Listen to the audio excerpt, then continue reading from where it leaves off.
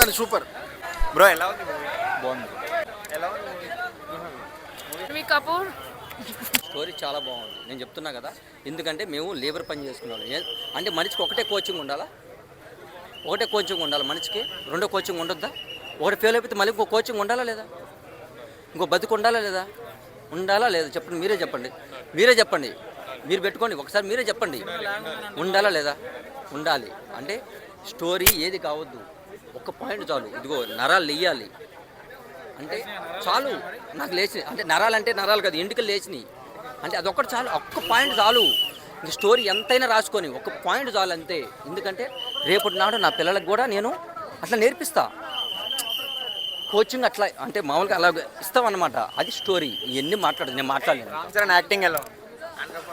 అని రామ్ చరణ్ యాక్టింగ్ అంటే స్టోరీ ఇచ్చింది ఆయన హీరో, ఇచ్చింది డైరెక్టరు. స్టోరీ రాసింది డైరెక్టరు, చేసింది నటనటను రామ్ చరణ్. అంటే రామ్ చరణ్